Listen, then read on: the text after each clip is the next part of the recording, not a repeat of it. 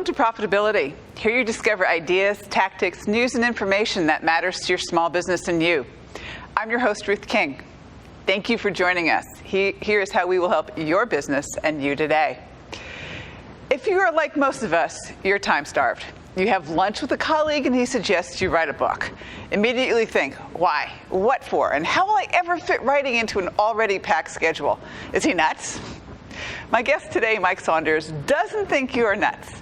He will give you the reasons why you should do this to increase sales and how to do it in less than 3 hours.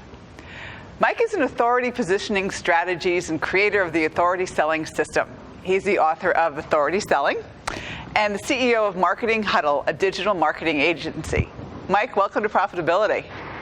Hey, thank you, Ruth. It's wonderful to be here. Yeah, I mean, the book that you wrote is really kind of cool. I've read it, and there's a few dog ears and everything else like that. And first of all, where do you get the book? It's on Amazon, and I actually also have a free offer where you can get a copy of it for free. Just pay a little shipping, and that is at authoritysellingbook.com. Okay, cool. All right, so, everybody looks at and as writing a book, and you talk about being the expert in your field as being a long-term strategy. Most people don't even look at it from that perspective. They think, why should I write a book? I think we could probably spend about 4.5 hours on that one question, but the main point is, I'll bet if anyone was thinking they could imagine a time that they made a decision for a product or service or a program or something because they saw someone keynote speak at a conference, or the keynote speaker said, hey, and a copy of my book is back at the back table, or they read someone's book and then took action. So being an author does put yourself into a position of expertise, authority, prestige, and status. And the big downfall that I see a lot of entrepreneurs and business owners make is they feel like, well, I'm not an expert. I just know my stuff, whatever that is. But in reality, you know more than you think you know, and you just got to get it out there to the world in a really powerful platform. Right. And I have a client who is a heating and air contractor, and he wrote a book very similar to yours about Nice. Heating and air and things like that. And he gives it to everybody. And you know what? He closes more sales because of it. I think I need to take that soundbite right there and use that in my business as well, because the heating and air guy, you would think, hey, an author, a speaker, a consultant, yeah, they write books, but a heating and air guy, that's where you're in blue ocean, right? So I think that is so cool when you hear that someone in that industry took this approach, and it really does make them stand out. It absolutely does, because all of his salespeople do is say, look, the owner of our company wrote this book, and they get a copy of the book. It's very easy to read. It's not in technical jargon or anything else like that, and he sells more as a result of it. Yeah.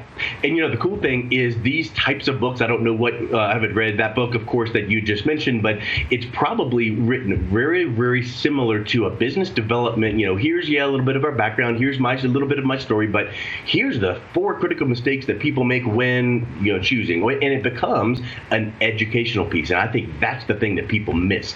Before they write a book, they need to decide what's the strategy, what do I want out of it, and literally become that educator and advocate for the success of their prospect, their clients, their customers, so that comes through, that caring and that advocate kind of approach comes through when they're reading through it. And it doesn't need to have a lot of techno babble, like you said. No, it's all stories.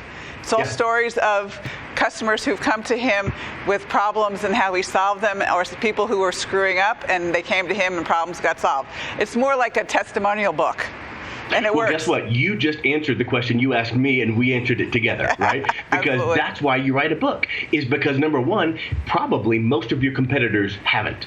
Mm-hmm. So I think that one thing right there, drop the mic, we're done, right? But the other thing you mentioned, I should have had a prop, The other thing you mentioned is the time. Oh my word, there's people that go, I can't write a blog post. Well, that's a book. Are you kidding me? And then the other thing is, I like to call this having a disconnect between your head and your hands. So whether you're writing or typing on a keyboard, there's a disconnect. And that disconnect is, what do I... Yeah, I know my stuff. Now, if you ask that person to go and do a presentation at their local chamber of commerce, they could rock that presentation 30, 40 minutes. You tell me how long I need to speak. I'm fine. I can talk about my business to the cows come home. But you ask them to write a blog post or a book, forget about it. So there's a really special approach that I take to make that come to life and make sure that their message and story is told. So that's the true power of what this program is number one, differentiating yourself and communicating your competitive advantage to your target audience. Because again, like I mentioned, the blue ocean, you don't want to be in that red ocean where everybody else is, coupons, Groupon, buy now, come in today. You want to be in that whole, elevated status of, hey, the owner of our company wrote this book, or hey, here's a copy of my latest book or my interview on such and such.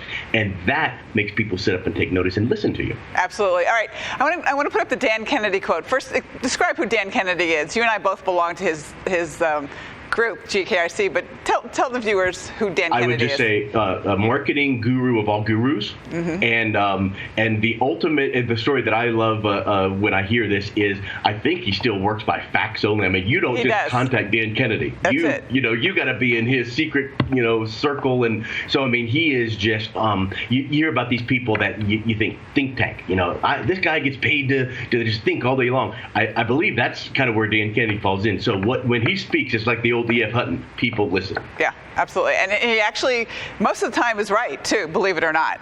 Of course, yeah. Yeah. And he's most of the time ahead of the curve. Yeah, he's very good at looking at trends and looking at things. He has a program called GKIC, which is Glazer Kennedy Investment Circle or something like that. And you can, www.gkic.com. It's probably the best $60 I spend every month from a marketing perspective. It really, and I'm sure you do the same. Yeah, I mean, you have to be a student of this industry, and when you find these thought leaders, one nugget can just transform a campaign or a client's success and results. So I love that. I just got back from a marketing conference in Dallas last week, and of course I took 20 pages of notes. But you pick up a nugget here. But the big thing is you got to implement it. And knowledge is power is not a true statement; it's potential power. So we have to implement that. No, it's implemented knowledge is power. Oh yeah, I like that. Cool. Yeah.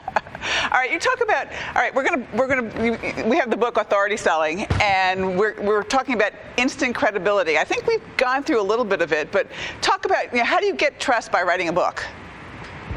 I think it's kind of getting back to what you mentioned about Dan Kennedy quote. He says that you need to be constantly and consistently putting yourself out there, getting people recognizing what you're doing, what you're saying, and it cannot be one time. A lot of people think, in fact, I tell this story too. There's a local dent repair company, and on their website, they were mentioned in the press back in like 2011. Well, what have you done in the last 5-6 years? Yeah. And so it has to be consistent. It has to be something you're doing on an ongoing basis, whether it's being a guest on a show or getting quoted in the news or writing that book. So that's the huge thing. You have to have a story to tell, and you have to get it out there and do it consistently. Now, does that mean you write 14 books a year? No, of course not. But the things that lead up to that, you have to be doing them consistently. So that's the big thing is if you start tooting your own horn. In fact, there's a book in my library called Brag, How to Toot Your Own Horn Without coming off sounding like a jerk or whatever the subtitle was. But we have to let people know, and I call them humble brags. But when you get some of these things done, hey, I was so honored to have been interviewed on, hey, here's the link. So it has to be something consistent, and it has to be something that you're doing on an ongoing basis. And again, sometimes you might have more competitors of yours that write a blog post, so you can't stand out then, or you might have some competitors that actually get on a radio show, can't stand out there, but writing that book is that blue ocean. It's that, really drop the mic experience. Got it. All right. So when you talk about authority positioning, what do you mean by authority positioning and authority selling? Well, marketing and selling are two different things. Marketing gets the awareness to something, and the selling closes the deal or opens the relationship. Right. So, a lot of people think, close the deal. That's, one and done, but it's really opening a relationship. So authority positioning is the position you hold in that prospect's mind. And they might not know who you are or what you do, but some of those things, some of those trust factors come into play. You go to someone's website and you see, as seen on ABC, CBS, or, hey, here's an interview this person did on such and such a show.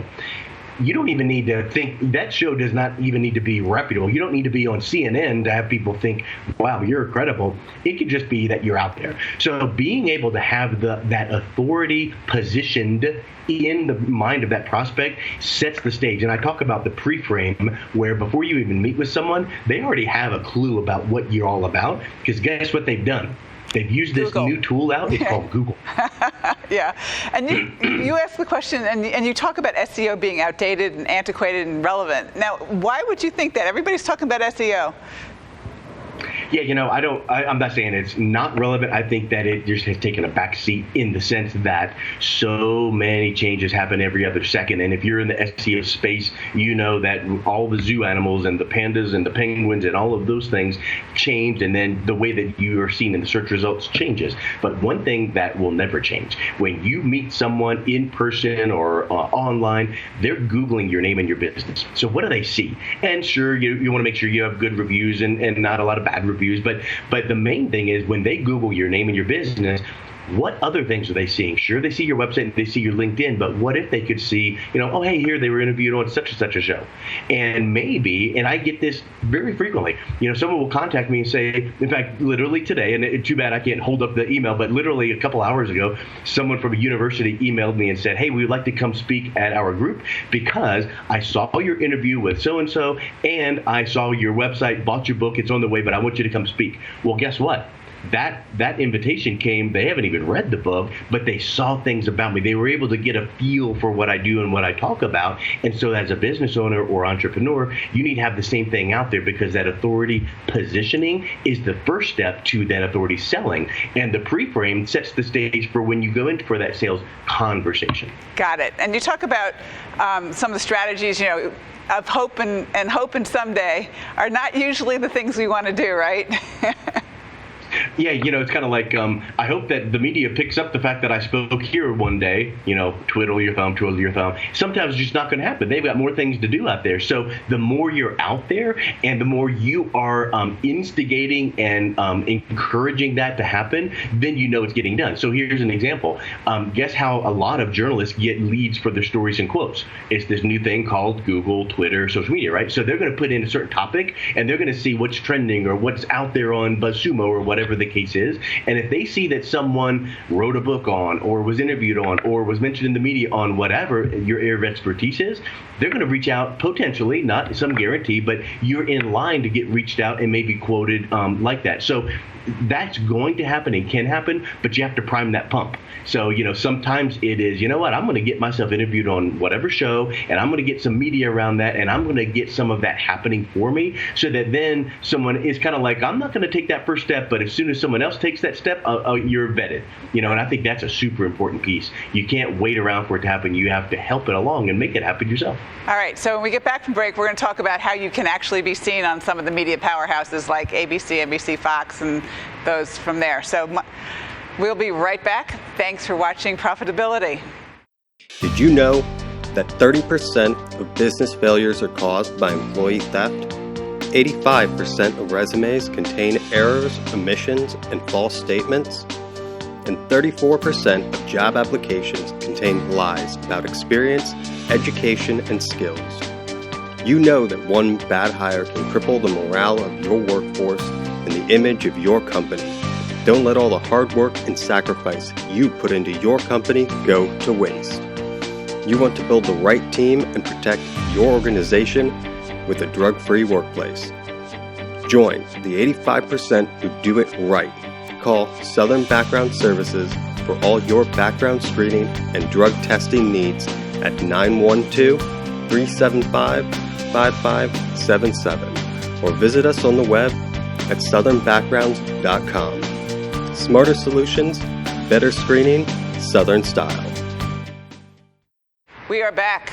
Thank you for watching Profitability. I'm here with Mike Saunders and his book, Authority Selling. Mike, when we left for the break, we talked about how you can be seen on powerhouses like ABC, CBS, NBC, and you help companies do that, don't you? Yeah, it's a part of being out there and seen and at least starting to prime that pump. And let's clarify, you're not going to get on CNN or, Fox News, in prime time. That could happen. You never know because you never know what journalists are going to find. But you got to get that started. And I just talked to a colleague just yesterday that helps people become New York Times bestsellers. Well, I would hate to see the price tag of that. But what I do is I'm sure it's $200,000 and $300,000 and $400,000. I've seen some examples out there online that way. But what I help clients do do is I call it brand boost, because it's just a little boost to their brand. Because if they can tell their story in a 30-minute interview on the radio show that I do called Influential Entrepreneurs, and we can talk casually about their business and what their competitive advantage is, now that becomes an authority positioning asset, the interview in and of itself. But then we do a professional press release and get that syndicated out to dozens and dozens of news media outlets, ABC, NBC, Fox News affiliates. And now all of a sudden you can take that screenshot, print a PDF, and you've got that piece to use on your website. And so, for instance, you never ever want to rely on a link on someone's website being there forever, because they change hosts, they change something. So you take that news piece and you do a screenshot or print it as a PDF, and now you put that on your website, on maybe your media page or your press page. And, as seen on, so-and-so was interviewed on blah, blah, blah, and here's some media coverage. And they click on that and they see that PDF. So now that becomes evergreen because you control that. But yeah, being able to get out there and then using what I mentioned earlier, like a humble brag. What if you took that link and then you posted that out to your social media networks and maybe your email list, your next newsletter, and said, hey, I was so pleased and honored and humbled because I was chosen to be interviewed on such and such, and hey, they picked it up on this. Here's a copy of the release. And you just put those links in there and just drop it and let it be. You don't come off conceited, cocky, or proud, because I think people can see right through that. So it's just a humble, tap on the shoulder. Hey, look, here's one more thing that I'm doing out there. Well, the thing that you also didn't mention is the fact that there are a lot of our viewers who are in smaller towns or something like that, and they're not in a big city like New York or Chicago or LA. And even smaller towns, you become a celebrity in your town and everybody knows you once you're on a national media. So don't think that national media doesn't work for you, even if your target audience is a small town. Exactly. And, it's kind of like if you did send a copy of that interview that you were on whatever show, maybe your show, and they're like, hey, I was on Ruth King's show. Maybe your prospect doesn't listen to every single syllable of that interview, but they knew you're on there and they started listening to it. Maybe they didn't read every single word of that press release, but they saw that you were there. Maybe if you did write that book, they don't read every single page of it, but the fact that you have it, that's huge, because, again, that competitive advantage, your competitors are not doing that. So I think that's a really big piece. You might be in the Miami Herald, but you live in Idaho. Yeah, doesn't matter. It doesn't matter. People in Idaho, people go, oh, hey, old Tom, he's out there and getting her done. Yeah, and the thing that continues to build, because once people see it, they start organically thinking about it, and you're not necessarily pushing it out to the media at that point. Talk becomes talk, becomes talk, becomes talk. Is that right? Yeah, another thing is you could say the same things in that interview or that media piece, right to that prospect, and it kind of sounds like sales babble. So, but if it's in an interview, now it's like you're listening in on a fireside chat. So now that tells your story a lot differently. And same, like the media piece where it's, hey, so-and-so was interviewed on this show where they talked about, and, they were so pleased, and it has a quote, right? Well, that's someone else. That's a third party saying that about you. And then you kind of just there smiling, handing it to them, or emailing it and saying, hey, I was so pleased to be featured here. So it really is different when it's not coming from you, but it's saying the same things. Yeah, and don't be afraid if the media calls you to say, no, I don't want to do this. I had a situation with another client. You and I can be talking about clients all year, all day long. And I didn't do this. They called them because they wanted to do an interview with them because it was hot out and everything else like that. And they said yes, and they constantly use it whenever they sold. It doesn't matter what we say. Here's what Channel 12 said, or whatever the channel was. Yep. And that's another way. The books help. That types of thing help. Yeah. As you say, it snowballs. Yeah. It absolutely does. Now, when you say add a media page to your website, what does that mean? Well, really the whole purpose of my book, Authority Selling, is once you have established this authority positioning with a portfolio of these authority positioning assets, like an interview, media, book, and now what do you do with them, right? So the whole authority selling piece of it is, now what? So putting a page on your website and calling it press, or how about this? Have you ever seen a website that had a page that said jobs? Mm-hmm. And you put a couple links on there. Hey, we're currently looking for such and such. Well, that subconsciously or even consciously gives the visitor the feeling that they're growing and you're looking to hire. So the same with press or media, whatever you want to call it, but a press page. Maybe you were interviewed on this show or the other show, or maybe you were mentioned in this media, or maybe you did write that book. You put it right there, and now that becomes kind of like a optimized bio, because your bio page or the About Us page, that's you saying stuff about you. So on that media page, it's again that third-party affirmation, that social proof, and it's just a nice little way to do that. And then again, being able to use those authority positioning assets in your sales process, whether it's in person. So as an example, maybe you have a sales meeting with someone the following week, and you have it set for Thursday at noon, and you send an email and go, hey, looking forward to connecting. Hope we can get to know each other and present some solutions to potentially work together. In the meantime, I thought you would be interested in listening to this. Here's where we're featured, and I'm going to drop a copy of my book in the mail. Yeah, absolutely. And now all of a sudden it's like that pre-frames that meeting really well. Absolutely. All right, tell me what humble brag is.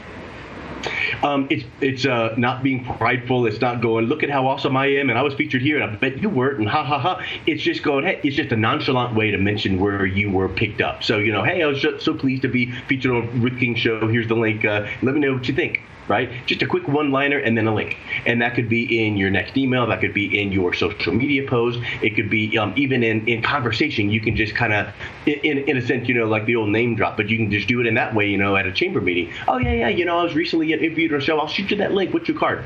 Let me get your card, and I'll shoot you that email. So I think it's just a way to just kind of nonchalantly mention some of these places that you're featured because your competitors may or may not have been, and most probably haven't. Yeah, absolutely. Now, this next thing I absolutely love. It's ZMOT, the zero-time moment of truth. So let's talk through that. Oh, do we have like 4 or 5 hours? No, it's really cool. I discovered a few years ago, and anyone can Google ZMOT, Z-M-O-T, and it's a free download, and it's got a really unique aspect. You don't need to opt in for anything.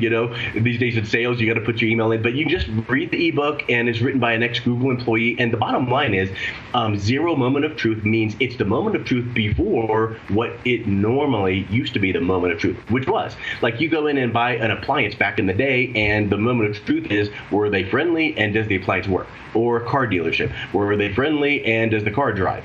Well, now the zero moment of truth is what I touched on earlier, which is when you go and Google someone's name or business, what do you see?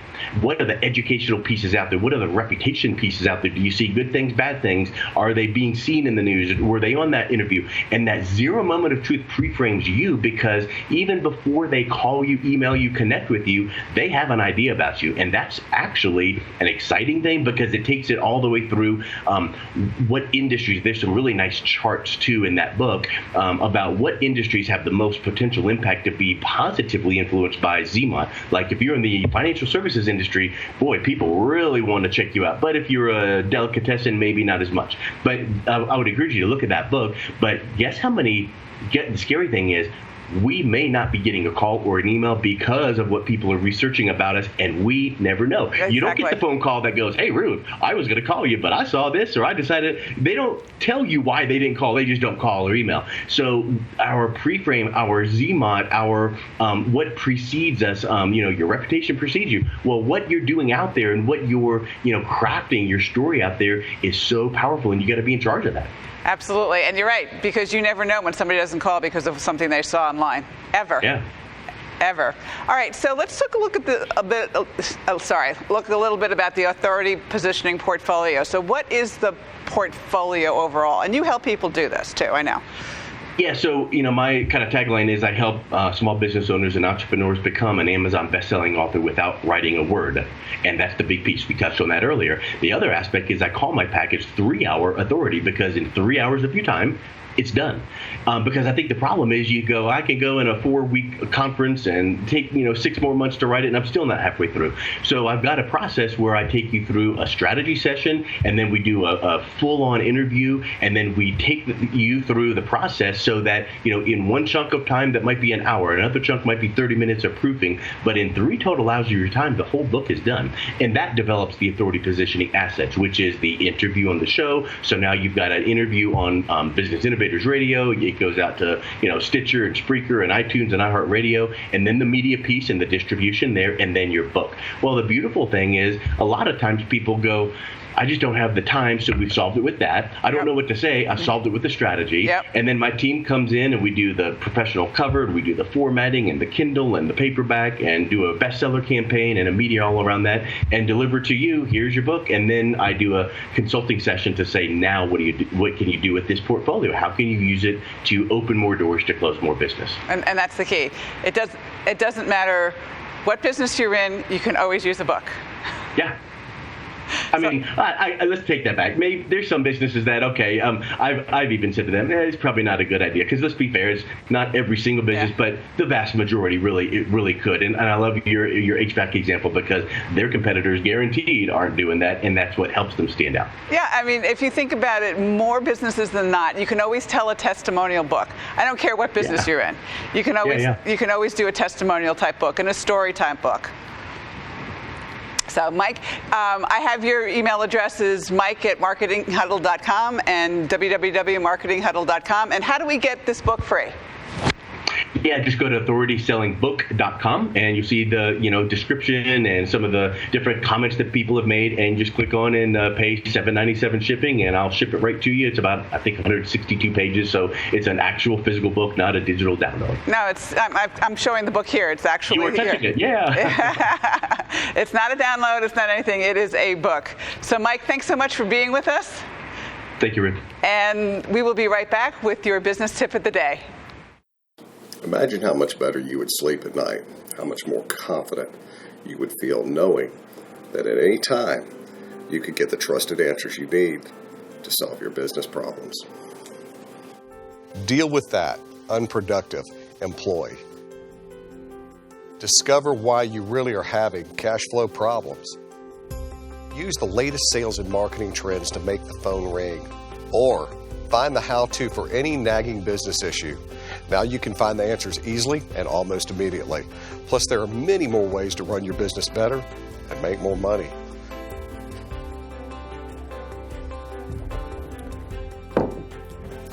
Join the profitability revolution paradigm today. You will discover how to solve stubborn business problems so you can live life on your own terms.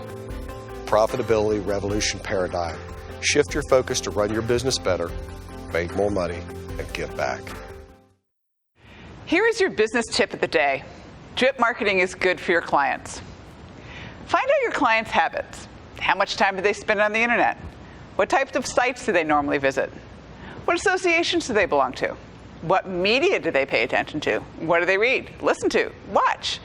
What will attract their interest? You might find that all of your clients belong to the Chamber of Commerce, a garden club, a homeowners association, or maybe a car enthusiast club. You might find that most of them read specific magazines or listen to a specific radio station. You also might find that most are runners, play golf, or engage in another physical activity. The answers to these questions will tell you where to advertise and where to use public relations efforts to get your story on the news and in magazines. Once you know your customers' habits, remember that they don't want a deluge of information. They'll tune you out if you try it. However, you do need to keep your company's name in front of your customers on a consistent basis. So how do you do it? With drip marketing. Drip marketing is a consistent level of marketing that you perform every month. It's like a drip coming out of a faucet. Except in this case, you don't want to fix the drip. It's slow and steady and builds up over time. It can be through advertising, emails, direct mails, personal contact. The initial drips may not be noticed, but over time, they will build up and get noticed. It might be email, newsletter, Facebook, LinkedIn post, or another social media method. Joe Girard, author of How to Sell Anyone Anything, always sent a postcard once a month. It kept people thinking about him, top of mind awareness. So when a customer heard of a neighbor saying he was looking for a car, he suggested that he contact Joe. Drip marketing turned into a referral. With drip marketing, the key is to do something every month. Your current clients will remember to refer you. When you call a potential client, they will have some familiarity with your business and are more likely to take your call. So use drip marketing to subtly keep your company's name in front of your customer. It will result in increased sales and customers. For a tip of the day that you'd like to share or just a question, call me at 770-729-8000. Email is rking@profitabilityrevolution.com. Twitter is @RuthKing. LinkedIn is RuthKing1. And Facebook is Profitability Revolution Paradigm. If you like today's program, spread the word. Help a fellow small business owner make more money too. Thank you for joining us. Choose one thing that you discovered and implement it in your business. These ideas, tactics, and strategies help you make more money, have more free time, and give back. I will see you tomorrow. Have a great and profitable day.